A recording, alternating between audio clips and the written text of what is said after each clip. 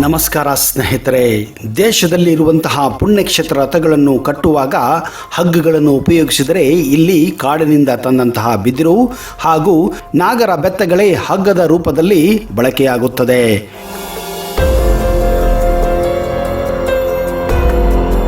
ಮೀನುಗಳಿಂದ ತುಂಬಿ ತುಳುಕುವ ಕುಮಾರಧಾರಾ ನದಿಯಲ್ಲಿ ಸ್ನಾನ ಮಾಡುವವರು ಈ ಮೀನುಗಳು ಕಚ್ಚುಗಳು ಇಡುತ್ತವೆ. ಈ ಮೀನುಗಳು ದೇವರ ಮೀನುಗಳೆಂದೇ ಕರೆಯಲ್ಪಡುತ್ತವೆ. ಇವುಗಳನ್ನು ಯಾರಾದರೂ ಹಿಡಿಯುವ ಪ್ರಯತ್ನ ಮಾಡಿದರೆ ಹಾಗೂ ತಿನ್ನಲು ಪ್ರಯತ್ನ ಮಾಡಿದರೆ ಏನಾಗುತ್ತದೆ? ಯಾಕೆ ಈ ಮೀನುಗಳು ಹಿಡಿಯುವಂತಿಲ್ಲ? ಇದರ ಹಿಂದಿನ ರಹಸ್ಯ ಏನು? ಈ ಕ್ಷೇತ್ರ ಯಾವುದು? ಈ ಕ್ಷೇತ್ರದ ಮಹಿಮೆ ಏನು? ಈ ಕ್ಷೇತ್ರದ ವಿಶೇಷತೆ ಏನು? ಈ ಕ್ಷೇತ್ರ ಎಲ್ಲಿದೆ?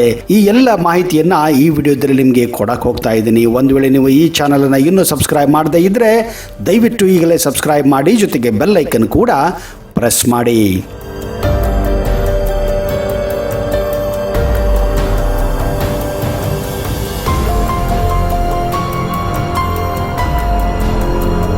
ಕುಕ್ಕೆ ಸುಬ್ರಹ್ಮಣ್ಯ ನಾಗಗಳ ವಾಸಸ್ಥಾನವಾಗಿದೆ. ಇಲ್ಲಿ ಶ್ರೀ ಸುಬ್ರಹ್ಮಣ್ಯನಿಗೆ ಸಲ್ಲಿಸಿದ ಪೂಜೆಯು ಸರ್ಪರಾಜನಾದಂತಹ ವಾಸುಕಿಗೆ ಸಲ್ಲುತ್ತದೆ. ಹೀಗಾಗಿ ಈ ಸ್ಥಳವು ಎಲ್ಲ ತರಹದ ನಾಗದೋಷಗಳ ಪರಿಹಾರ ಸ್ಥಳವಾಗಿ ಎಲ್ಲರ ಅಚ್ಚುಮೆಚ್ಚಿನ ಪುಣ್ಯಕ್ಷೇತ್ರವಾಗಿದೆ. ದೇಶದ ಮೂಲೆ ಮೂಲೆಗಳಿಂದ ಸರ್ಪ ಸಂಸ್ಕಾರ, ನಾಗ ಪ್ರತಿಷ್ಠೆ, ಆಶ್ಲೇಷ ಬಲಿ ಹಾಗೂ ಇತರ ಪೂಜಾದಿಗಳನ್ನು ಸಲ್ಲಿಸಲು ಭಕ್ತಾದಿಗಳು ನಿರಂತರವಾಗಿ ಇಲ್ಲಿ ಬರುತ್ತಾನೆ ಇರುತ್ತಾರೆ. ಇತಿಹಾಸ ಪ್ರಸಿದ್ಧ ದಕ್ಷಿಣ ಕನ್ನಡ ಜಿಲ್ಲೆಯ ಕುಕ್ಕೆ ಸುಬ್ರಹ್ಮಣ್ಯದಲ್ಲಿ ಈಗ ಷಷ್ಠಿ ಉತ್ಸವದ ಸಂಭ್ರಮ. ಇದು ಸಾಮಾನ್ಯವಾಗಿ ಡಿಸೆಂಬರ್ ಮೊದಲ ವಾರದಲ್ಲಿ ನಡೆಯುತ್ತದೆ. ಈ ಸಂದರ್ಭದಲ್ಲಿ ವಿಶ್ವಾದ್ಯಂತ ಲಕ್ಷಾಂತರ ಭಕ್ತಾದಿಗಳು ಈ ಸಂಭ್ರಮಕ್ಕೆ ಸಾಕ್ಷಿಯಾಗುತ್ತಾರೆ. ಹಲವಾರು ವೈಶಿಷ್ಟ್ಯತೆಗಳನ್ನು ಹೊಂದಿರುವ ಸುಬ್ರಹ್ಮಣ್ಯಕ್ಕೆ ಭಕ್ತರಂತೆಯೇ ಮೀನುಗಳು ಕೂಡ ಇದೇ ಸಮಯಕ್ಕೆ ಜಾತ್ರೆ ನೋಡಲು ಬರುವುದು ವಿಶೇಷತೆಯಾಗಿದೆ.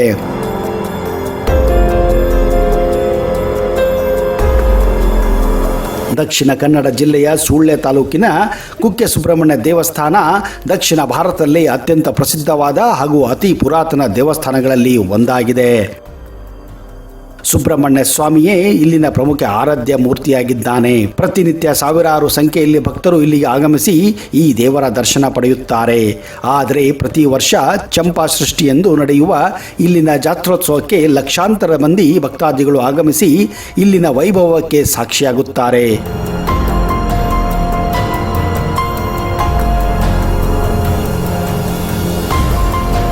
ಹಲವು ಪವಾಡಗಳ ನಾಡಾಗಿರುವ ಸುಬ್ರಹ್ಮಣ್ಯದಲ್ಲಿ ಜಾತ್ರೆಯ ಸಂದರ್ಭ ದೇವಾಲಯದ ಕುಮಾರಧಾರಾ ಸ್ನಾನಘಟ್ಟಕ್ಕೆ ಮೀನುಗಳು ಸರಿಯಾಗಿ ಇದೇ ಸಮಯಕ್ಕೆ ಅತಿಥಿಗಳಾಗಿ ಬರುವುದು ಅವುಗಳಲ್ಲಿ ಒಂದಾಗಿದೆ. ದೇವಸ್ಥಾನದಲ್ಲಿ ಜಾತ್ರೆಯ ಸಂದರ್ಭ ಕೊಪ್ಪರಿಗೆ ಇರುವ ದ್ವಾದಶಿಯಂದು ದೂರದ ಆನೆಕಲ್ಲು, ಸಂಕಪಾಲ, ಸುಬ್ರಹ್ಮಣ್ಯ ದೇವಸ್ಥಾನದ ಮೀನುಗಳು ಇಲ್ಲಿಗೆ ಬರುತ್ತವೆ. ನಿಜಕ್ಕೂ ಇದೊಂದು ವಿಶೇಷವಾದಂತಹ ಸಂದರ್ಭವಾಗಿದೆ. ಬಾಕಿ ಸಮಯದಲ್ಲಿ ನಿಮಗೆ ಇಲ್ಲಿ ಮೀನುಗಳೇ ಕಾಣುವುದಿಲ್ಲ. ಸರಿಯಾಗಿ ಇದೇ ಸಂದರ್ಭದಲ್ಲಿ ಮೀನುಗಳು ಹರಿದು ಬರುತ್ತವೆ.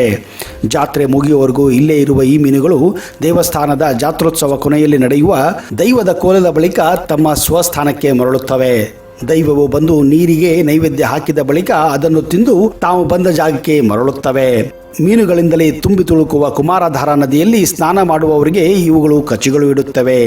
ದೇವರು ಮೀನುಗಳೆಂದೇ ಕರೆಯಲ್ಪಡುವ ಇವುಗಳನ್ನು ಯಾರು ಹಿಡಿಯುವಂತಿಲ್ಲ. ಯಾರು ಕೂಡ ಹಿಡಿದು ಅವುಗಳನ್ನು ತಿನ್ನುವ ಧೈರ್ಯ ಮಾಡುವಂತಿಲ್ಲ. ಒಂದು ವೇಳೆ ಏನಾದರೂ ನೀವು ಆ ಥರ ಮಾಡಿದರೆ ನಿಜಕ್ಕೂ ನಿಮಗೆ ಪಾಪ ಹತ್ತುತ್ತದೆ ಎಂದು ನಂಬಲಾಗಿದೆ. ಮೀನುಗಳು ಈ ನಡವಳಿಕೆಗೆ ನೈಸರ್ಗಿಕ ಕಾರಣಗಳಿದ್ದರೂ ಸುಬ್ರಹ್ಮಣ್ಯದ ಜಾತ್ರೋತ್ಸವ ಸಂದರ್ಭವೇ ಇವುಗಳು ಇಲ್ಲಿ ಸೇರುವುದರಿಂದ ಇವು ಭಕ್ತರಿಗೆ ಕುತೂಹಲದ ಕೇಂದ್ರ ಬಿಂದುವಾಗಿವೆ. ಸ್ನಾನ ಘಟ್ಟದಲ್ಲಿ ಈ ಸಮಯದಲ್ಲಿ ಹೆಚ್ಚಿನ ಭಕ್ತಾದಿಗಳು ಸೇರುವ ಹಿನ್ನೆಲೆಯಲ್ಲಿ ಭಕ್ತಾದಿಗಳು ನೀಡುವ ಆಹಾರಕ್ಕಾಗಿ ಈ ಮೀನುಗಳು ಸ್ನಾನದ ಘಟ್ಟ ಬಳಿಯಲ್ಲಿಯೇ ಅಲೆಯುತ್ತಾ ಇರುತ್ತವೆ. ಚಂಪಾ ಸೃಷ್ಟಿಯ ದಿನ ನಡೆಯುವ ಬ್ರಹ್ಮರಥ ಬಹಳ ವಿಶೇಷತೆಗಳನ್ನು ಒಳಗೊಂಡಿದೆ. ಈ ರಥ ಕೇವಲ ಬಿದಿರು ಹಾಗೂ ನಾಗರ ಬೆತ್ತದಿಂದಲೇ ರೂಪುಗೊಳ್ಳುತ್ತದೆ ಮತ್ತು ಸುಬ್ರಹ್ಮಣ್ಯನು ಏರುವ ರಥ ಸಿದ್ಧಪಡಿಸುವವರು ಮಲೆ ಕುಡಿಯರೆ ಎನ್ನುವ ವಿಶೇಷತೆಯಾಗಿದೆ. ಈ ಹಿನ್ನೆಲೆಯಲ್ಲಿ ಈ ರಥ ರಾಜ್ಯದಲ್ಲೇ ಇರುವ ಎಲ್ಲ ಕ್ಷೇತ್ರಗಳ ರಥಗಳಿಂದ ವಿಶಿಷ್ಟವಾಗಿದೆ. ದೇಶದೆಲ್ಲೆಡೆ ಇರುವ ಕ್ಷೇತ್ರಗಳ ರಥಗಳನ್ನು ಕಟ್ಟುವಾಗ ಹಗ್ಗಗಳನ್ನು ಉಪಯೋಗಿಸಿದರೆ ಇಲ್ಲಿ ಕಾಡಿನಿಂದ ತಂದ ಬಿದಿರು ಮತ್ತು ನಾಗರ ಬೆತ್ತಗಳೇ ಹಗ್ಗದ ರೂಪದಲ್ಲಿ ಬಳಕೆಯಾಗುತ್ತಿವೆ.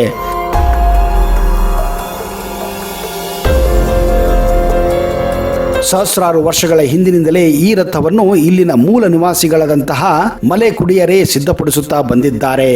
ಹುಣ್ಣಿಮೆಯ ದಿನ ರಥ ಕಟ್ಟಲು ಮುಹೂರ್ತ ಮಾಡಿ ದೇವರ ಪ್ರಸಾದ ಅಕ್ಕಿ ಸಾಮಗ್ರಿಗಳೊಂದಿಗೆ ಕಾಡಿಗೆ ತೆರಳಿ 4-5 ದಿನಗಳನ್ನು ಅಲ್ಲಿಯೇ ಕಳೆದು ಬಿದಿರಿನ ಬೆತ್ತ ತಯಾರಿಸಿ ಹಿರಿಯರ ಮಾರ್ಗದರ್ಶನಂತೆ ರಥ ಕಟ್ಟುವ ಕೆಲಸವನ್ನು ಮಾಡುತ್ತಾರೆ. ಹಿರಿಯರ ಸಂಪ್ರದಾಯವನ್ನು ಮೂಲ ನಿವಾಸಿಗಳು ಇಂದಿಗೂ ನಡೆಸಿಕೊಂಡು ಬಂದಿದ್ದಾರೆ ಎನ್ನುವುದು ಒಂದು ವಿಶೇಷತೆಯಾಗಿದೆ. ಹಲವು ಆಧುನಿಕ ದಾರಗಳು ಇಂದು ಮಾರುಕಟ್ಟೆಯಲ್ಲಿದ್ದರೂ ಸುಬ್ರಹ್ಮಣ್ಯದ ರಥ ಮಾತ್ರ ಇಂದಿಗೂ ಬಿದಿರಿನಿಂದಲೇ ಬಂಧಿಸಲ್ಪಟ್ಟಿದೆ. ಈ ಮೂಲಕ ಹಿಂದಿನ ಸಂಪ್ರದಾಯವನ್ನು ಇಂದಿಗೂ ಕೂಡ ಉಳಿಸಿಕೊಂಡು ಬಂದಂತಹ ಪ್ರಯತ್ನ ಆಗಿದೆ. ಈ ಬಾರಿಯ ಚಂಪಾ ಸೃಷ್ಟಿಯ ಉತ್ಸವ ರಥ ನಿರ್ಮಾಣಕ್ಕೆ ಮಲೆ ಕುಡಿಯರ ತಂಡ ಈಗಾಗಲೇ ಕಾಡಿನತ್ತ ತೆರಳಿದೆ. ದೇವಸ್ಥಾನದಿಂದ ವೀಳ್ಯ ಸ್ವೀಕರಿಸಿ ತಂಡ ಕಾಡಿನತ್ತ ಹೆಜ್ಜೆ ಹಾಕಿದೆ.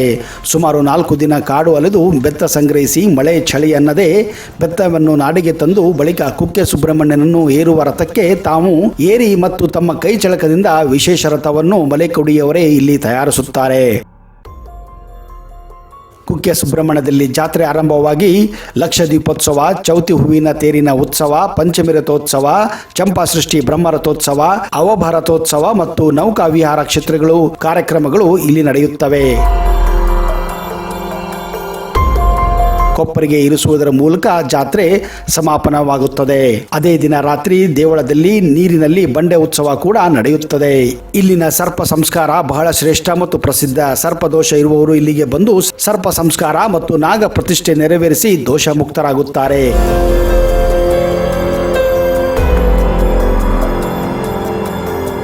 ಅಂದ ಹಾಗೆ ಕುಕ್ಕೆ ಸುಬ್ರಹ್ಮಣ್ಯ ಮಂಗಳೂರಿನಿಂದ 106 ಕಿಲೋಮೀಟರ್ ದೂರದಲ್ಲಿದ್ದರೆ ಧರ್ಮಸ್ಥಳದಿಂದ 54 ಕಿಲೋಮೀಟರ್ ದೂರದಲ್ಲಿದೆ.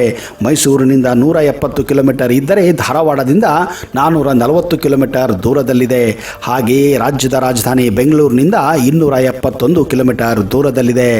ಸ್ನೇಹಿತರೆ, ಒಂದು ವೇಳೆ ನೀವು ಕುಕ್ಕೆ ಸುಬ್ರಹ್ಮಣ್ಯಕ್ಕೆ ಭೇಟಿ ಕೊಟ್ಟಲ್ಲಿ ಸಮೀಪದ ಆದಿ ಸುಬ್ರಹ್ಮಣ್ಯ ಮತ್ತು ಕುಮಾರಧಾರ ನದಿಗಳನ್ನು ಸಂದರ್ಶಿಸಲು ಮರೆಯಬೇಡಿ ಎಂದು ನಾವು ಈ ವಿಚಾರವನ್ನು ನಿಮಗೆ ತಿಳಿಸಲು ಪ್ರಯತ್ನ ಮಾಡುತ್ತೇವೆ. ಅಲ್ಲಿಯವರೆಗೆ Jai Hind, Jai Karnataka and you take care.